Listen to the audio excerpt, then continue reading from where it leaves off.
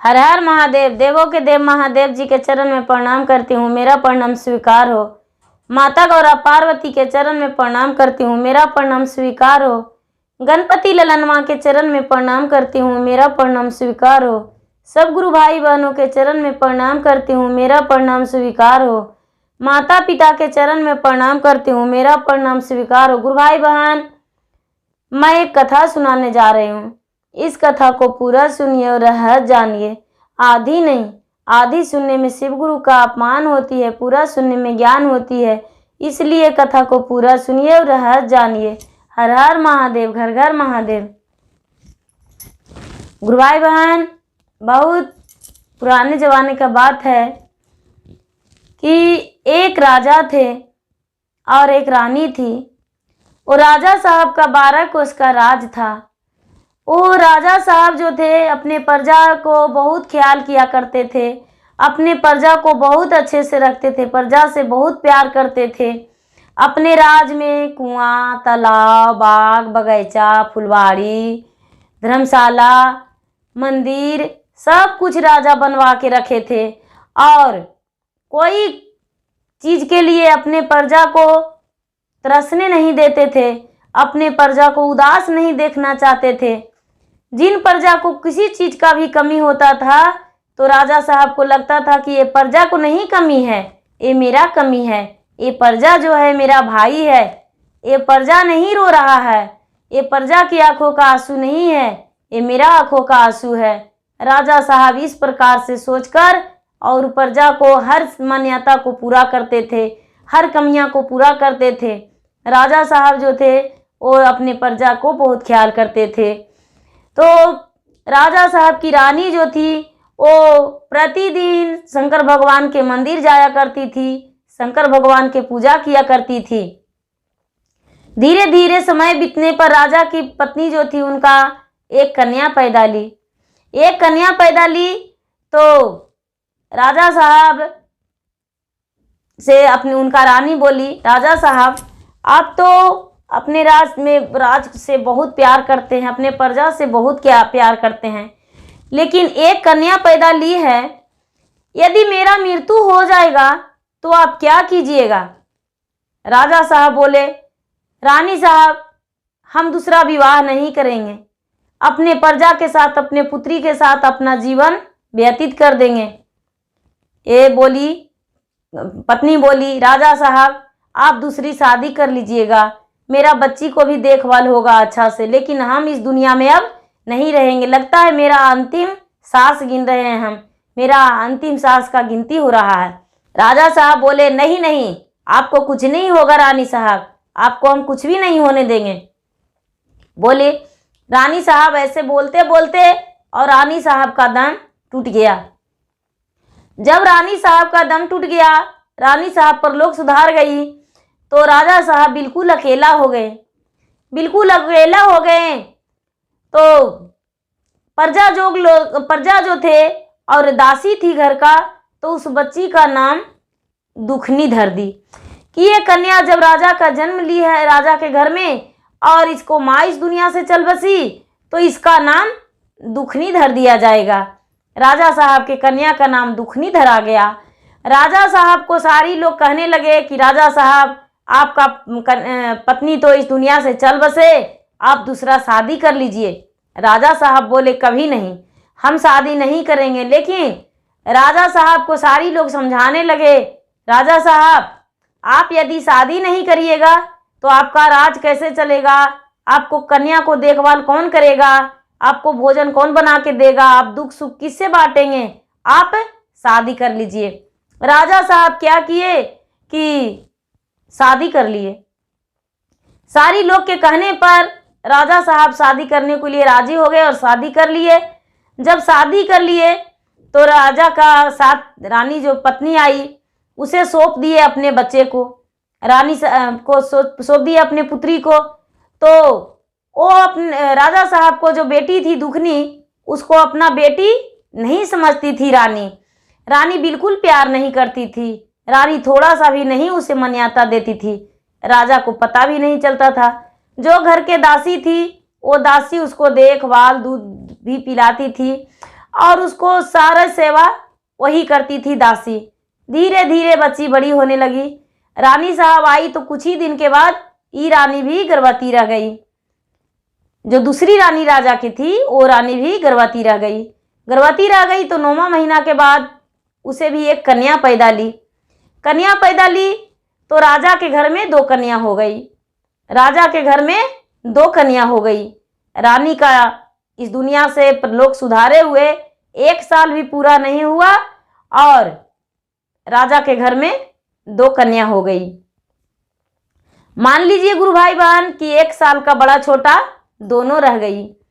दोनों कन्या घर में पलने बढ़ने लगी। ये जो रानी थी ये अपनी बेटी को लाड प्यार देने लगी और सौतन का बेटी को बिल्कुल ही प्यार नहीं करती थी। उसे दाई संभालती थी, दाई पोसती थी और दाई के हाथों सारी काम उसको होता था। दाई उसको स्नान कराती थी, दाई उसे भोजन कराती थी, दाई उसे स्कूल ले जाती थी जो भी। लेकिन ये सौतेली माँ थी वो दाई उसे पढ़ने लिखने नहीं दी।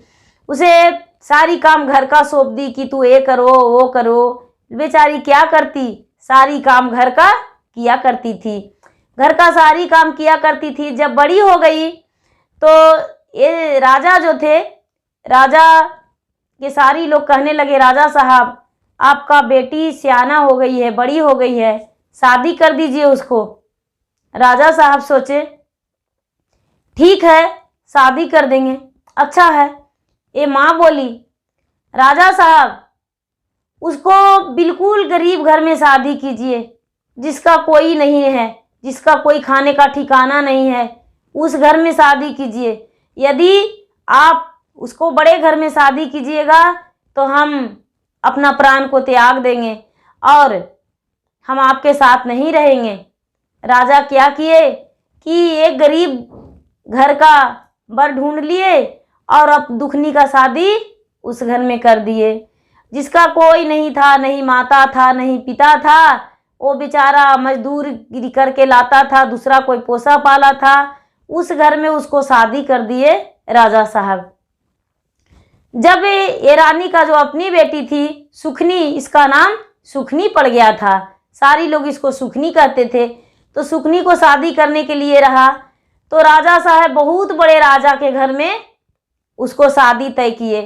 सुखनी का शादी राजा महाराजा के घर में शादी किए, सेट किए और उनका शादी राजा महाराजा के घर में हुआ। जब राजा महाराजा के घर में हुआ तो वो भी ससुराल बस गई और वो भी ससुराल बस गई। दोनों अपना अपना ससुराल रहने लगी।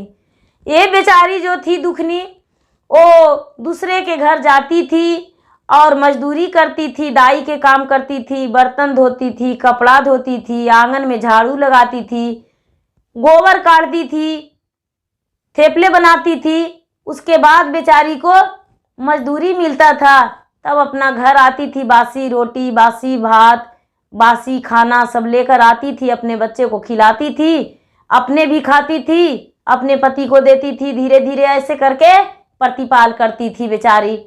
इसका धीरे धीरे धीरे धीरे 3 पुत्र भी हो गया था दुखनी का और 3 पुत्र तीनों बड़ा हो चुका था धीरे धीरे। तो भोजन तो उसको चाहिए। इसका पति जो था वो भी थोड़ा मोड़ा काम करता था। ये बेचारी बर्तन झाड़ू करती थी दूसरा के घर में। और ये जो सुखनी थी वो तो सुखनी सुखिया के घर में थी, बड़े घर में थी, राजा के घर में थी, तो भला इसको कैसे कमी हो सकता था। सुखनी को कोई कमी नहीं था। तो एक दिन का बात है कि दुखनी गई अपने बहन से मिलने को लिए सुखनी के घर। तो बोली बहन तू मेरे घर आती हो फटी पुरान पहनकर, अच्छा नहीं लगता है बहन, ऐसे तू क्यों आती हो, इतने क्या करती हो जो तू ऐसा पहनती हो। बहन दूसरा के घर हम मजदूरी करते हैं, दाई के काम करते हैं, वही हमको खाना पीना देती है और उसी से अपना प्रतिपाल करते हैं, क्या करे बहन। बोले कि अच्छा ऐसा, तो हाँ। बोले बहन तू दूसरा के घर मजदूरी करती हो, दूसरा के घर दाई का काम करती हो, मेरे घर बर्तन धो देना, झाड़ू लगा देना, तो हम तुम्हें ही दे देंगे, मजदूरी बासी कुसी जो भी रहेगा वो दे देंगे, अपना बच्चे को ले जाकर खिला देना। बोले ठीक है, कोई बात नहीं। उसी को अगर अपने बहन के घर दाई के काम बेचारी दुखनी करने लगी, दाई के काम दुखनी करने लगी अपने बहन के घर में, और रोज जाती थी, बर्तन धोती थी, कपड़ा धोती थी, खाना बनाती थी, उसके बच्चे को साफ सफाई सारी चीज़ करती थी बेचारी, और बहन बासी कुसी बचा हुआ भोजन दे दिया करती थी और एक घर लेकर आ जाती थी। ऐसा ही करते करते करते करते करते आया दीपावली का दिन। दीपावली का दिन आया तो इसका बच्चे बोली, माँ मौसी के घर जा रही हो, माँ ऐसा करना कि मौसी के घर से थोड़ी सी चावल मांग लेना माँ, सारी दिन तो बासी खाते हैं लेकिन दीपावली के दिन तो हम बासी नहीं खा सकते हैं माँ, बासी कैसे खाएंगे, मौसी से मांग लेना थोड़ी सी चावल और दीपावली के दिन भोजन बनाना और खाएंगे गरम गरम। बोले ठीक है बेटा, सारी लोग तरह तरह के मिठाइयाँ खाते हैं, जोत जलाते हैं घर में, तो हम अपने कम से कम ताज़ा भोजन तो खा सकते हैं। बोले ठीक है। ये गई तो बेचारी सारी काम कर दी, उसके बाद बोली, बहन आज थोड़ी सी हमको चावल दे देना, हमको बच्चे बोला है कि थोड़ा सा आटा थोड़ा सा चावल मौसी से मांग कर ले आना, थोड़ा ताज़ा खाना बना कर देंगे। बहन एक झाड़ू उठाई और दुखनी को मारने लगी सुखनी, और बोली कि जाओ मेरे घर से चली जाओ, तू ताज़ा खाना मांगती हो, चावल और आटा, तुम्हें कुछ नहीं मिलेगा, जाओ। ये क्या कि अपने बहन को झाड़ू से मार मार के, झाड़ू से मार मार के और भगा दी, झाड़ू से मार मार के भगा दी। ये बेचारी रोते कलपते कुड़ते घर आ गई। घर आ गई, दरवाजे पर बैठ के रोने लगी बेचारी दुखनी, रोने लगी। तीनों बच्चे निकले, बोले माँ तू क्यों रो रही हो माँ, क्या हुआ, मौसी आज कुछ नहीं दिए। बोली बेचारी दुखनी, नहीं बेटा मौसी आज कुछ नहीं दिया है, मौसी आज तो हमें ऐसा बात बोली है कि अब मौसी के दरवाजे मजदूरी नहीं करने जाएंगे बेटा। बच्चे बोले तो अब हम कैसे भोजन करेंगे माँ, आज दीपावली के दिन है, हम भूखे रहेंगे माँ। बोले कोई बात नहीं बेटा, जाएंगे जंगल, लकड़ी तोड़ कर लाएंगे, बाजार में बेच देंगे, बाजार में बेच कर 2 पैसे कमाएंगे उससे बेटा, और तुम्हारे लिए भोजन हम बनाएंगे, ज़रूर बनाएंगे, देखो चिंता मत करो बेटा, हम भोजन बनाएंगे। वो बेचारी क्या कि एक हाथ में कुल्हाड़ी ली और एक हाथ में रस्सी ली और चल दी जंगल की ओर। जंगल के ओर चल दी तो चलते चलते चलते चलते चलते चलते थोड़ी दूर गई है, जंगल पहुंचने वाली थी तो जंगल पहुंच गई। तो एक गाय मिली, सबसे पहले एक गाय मिली, तो कह रही है, गाय बच्चा दे रही थी गाय बच्चा दे रही थी, और ये दुखनी बेचारी रस्सी लेकर आँख से आंसू झरझराते घर से निकली थी, आंसू पोंछते जा रही थी, गाय बच्चा दे रही थी। तो कह रही है, गैया कौन है तू, कौन जा रही है, थोड़ा सा मेरा मदद कर दो, थोड़ा सा मेरा मदद कर दो। ये बेचारी बोली, गाय माता मेरा नाम दुखनी है, हम दुखनी हैं, जा रहे हैं जंगल, लकड़ी काट के लाएंगे, बेचेंगे, बच्चे को भोजन देंगे। बोल रही गैया, अरे दुखनी तू मेरा थोड़ा सा पेट सहला दो, हम बच्चा दे रहे हैं, मेरा मदद कर दो, हम तुम्हें बहुत आशीर्वाद देंगे बेटिया, हम मेरा मदद कर दो। ये जो दुखनी थी वो गाय को पेट पे सहला दी, और सहला दी तो बच्चा उसका आराम आराम से निछड़ गया, बच्चा निछड़ गया, दुखनी वहाँ से चल दी।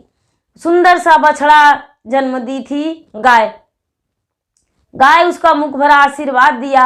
आगे चली तो एक नागिन था, बहुत दिनों से उसको केचुले अटका हुआ था शरीर में, बहुत बड़ा केचुला उसका बहुत दिन से फंसा हुआ था, निकल ही नहीं रहा था। वो केचुले से पूरा परेशान थी, पूरा बेचैन थी केचुला से, तो वो पूरा छटपट में थी। ये जो दुखनी थी तो उसी रास्ते से जा रही थी, पैर का आवाज़ समझ में आया कि कोई मनुष्य पार हो रहा है, तो नागिन बोली, अरे कौन है तू, कौन है तू? ये दुखनी बोली, हम हैं नागिन माता दुखनी, हम जा रहे हैं जंगल लकड़ी काटने को लिए, थोड़ी सूखी लकड़ियाँ काट लेंगे, घर जाएंगे बेचकर बाजार में, और घर के लिए थोड़ा सा खरीद कर ले जाएंगे, बच्चे को लिए खाने का सामान। बोले नागिन बोली, बेटी मेरा शरीर पे हाथ फेर दो तू अपना, क्योंकि मेरा शरीर जो है केचुला से अटका हुआ है, यदि मेरा केचुला निकल जाएगा तो हम तुम्हें आशीर्वाद देंगे बेटी।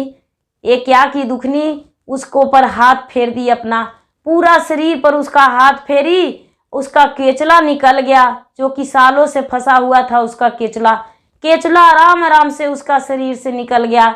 नागिन तो बिल्कुल कंचन हो गई, निकल गई। ये बेचारी दुखनी जो थी आगे चल गई। आगे चल गई तो एक बुढ़िया थी, वो जंगल में बैठी हुई थी और पूरा अपना जुएं कलकला रही थी, जुएं काट रहा था, बाल कलकला रही थी। तो नजर पड़ा इसको पर, दुखनी पर। तो वो बूढ़ी माता बोले, कौन है बिटिया, कौन है तू, कौन हो? ये बोली दुखनी, माता हम दुखनी हैं, क्या कहते हैं बोलिए? बोले, बिटिया मेरा बहुत जुए काट रहा है, थोड़ा सा निकाल दो बिटिया, थोड़ा सा मेरा पीठ रगड़ दो बेटिया, मेरा पीठ बहुत खजुआ रहा है। ये बेचारी जाकर उस बूढ़ी माता को माथे में से जुए निकाली और उनका पीठ सोहरा दी, पैर दबा दी और बोली कि माता हम जा रहे हैं लकड़ी बीनकर तोड़कर, और अपने बच्चे को उसको बेच बाच कर ले जाएंगे भोजन।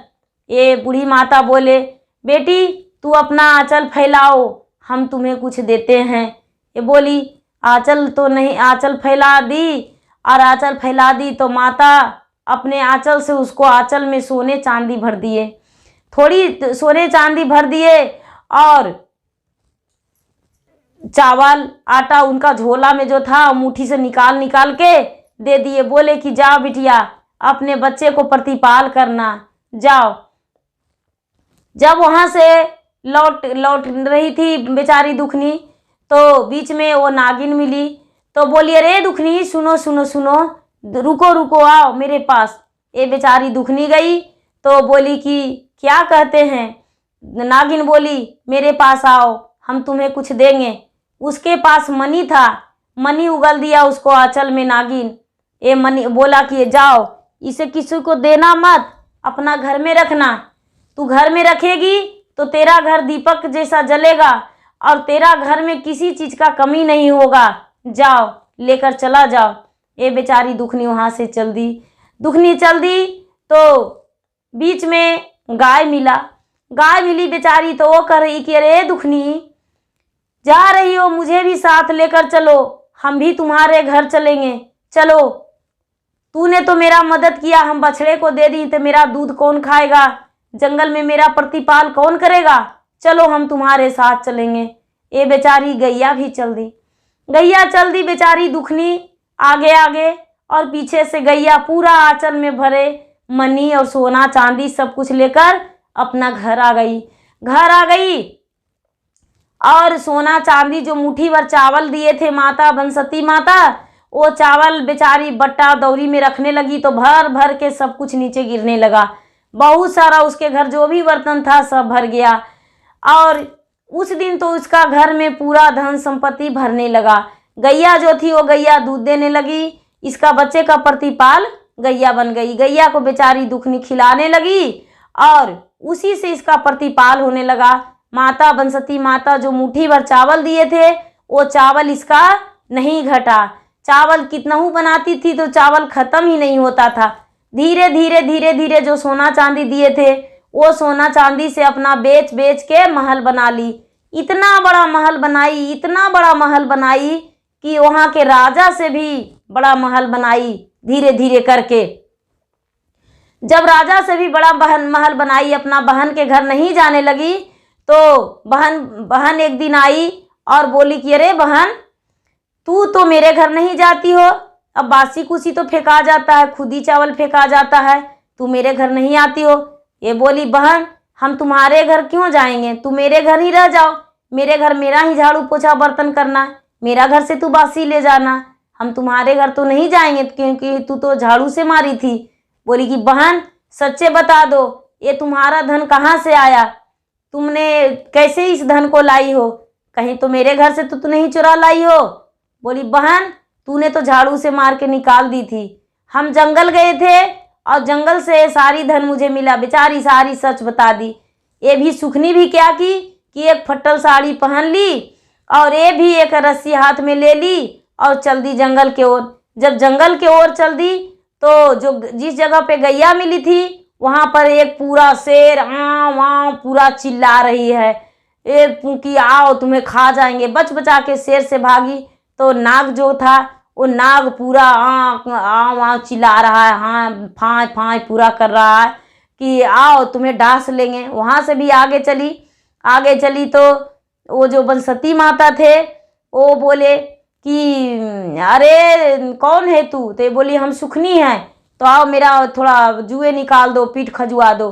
तो ये बोलती है अरे बुढ़िया तू मुझे पीठ खजुआने को लिए कहती हो और जुए निकालने को लिए, हम मेरा नाम सुखनी है, हम राजा का बेटी और राजा का बहू है, राजा के पत्नी हैं, हम तुम्हारे पीठ खजुआने के लिए नहीं आए हैं, हम जंगल आए हैं सोना चांदी और मनी लेने को लिए और गाय लेने को लिए आए हैं। बंसती माता बोले हाँ हाँ जाओ जाओ, मेरा आशीर्वाद है कि तुम्हारा सारी धन नष्ट हो जाएगा, कोयला पड़ जाएगा, जाओ। और एक क्या किए बंसती माता के ऐसा आशीर्वाद दे दिए और वहां से चल आई बंसती माता, दे दिए एक डंटे लेकर 2-4 डंटा दे भी दिए। बंसती माता से ऐठी तो वहां से चल आई और जो नाग और शेर खेदा था तो दौड़ते अपना घर आ गई। बच्चे पूछा माँ तू किधर गई थी, बोले कि क्या कहूँ मासी तुम्हारा ऐसे ऐसे बताई, तो हम जंगल गए तो वहाँ पर तो मेरा ये सिला मिला, अब जाते हैं तुम्हारे मौसी के घर, तुम्हारा मौसी ने मुझे झूठ बोलकर और जंगल भेजा दिया और जंगल में मेरा ये परिणाम मिला। दुखनी के घर गया बहन और बोला कि हम तुम्हारा राज नष्ट करवा देंगे, महल को ढहवा देंगे, तूने तो मुझे झूठ कर बोल के फंसा दी। ये जो दुखनी थी वो बोली कि बहन तुम्हारी धमकियां से हम डरने वाले नहीं हैं, जाओ जो करना है वो कर लो, मेरे घर तू ही दाई के काम करो और तुम्हें हम मजूरी देंगे। तू कह रही हो कि मेरा घर सारा धन नष्ट हो गया, तो तेरे पास तो खाने पीने का कोई ठिकाना नहीं है, आओ मेरा घर मजूरी करना और तुम्हें हम भोजन देंगे। तू तो बासी भोजन देती थी, हम ताज़ा भोजन देंगे और तुम्हें चावल आटा सब कुछ मजूरी में देंगे, मेरे घर ही नौकरानी बन के रहो। वो जो सुखनी थी वो दुखनी के घर में मजूरी करने लगी और नौकरानी बन के रहने लगी। उसका सारी धन नष्ट हो गया क्योंकि माता बंसती का श्राप था, इसीलिए उसका सारा धन नष्ट हो गया। और गुरु भाई बहन धन वाले को अभिमान नहीं करना चाहिए। सुखनी का बहुत बड़ा अभिमान हो गया था तो उसका धन नष्ट हो गया। दुखनी तो दुखनी थी ही, उसका तो भगवान बच्चे से दुख दिए थे तो बड़ा हुई तो भगवान उसे सुख दिए। और भगवान का पूजा किया हुआ फल एक दिन मिलता है। कहते हैं लोग कि माता पिता करते हैं तो उनके बच्चे लोग का भी मिलता है। ये सच है कि उनका सातों पूर्वजे तक उनका पूजा किया हुआ फल मिलता है। गुरु भाई बहना मेरा वीडियो अच्छा लगे तो मेरा वीडियो को लाइक कीजिए, शेयर कीजिए, सब्सक्राइब कीजिए। धन्यवाद। हर हर महादेव, घर घर महादेव।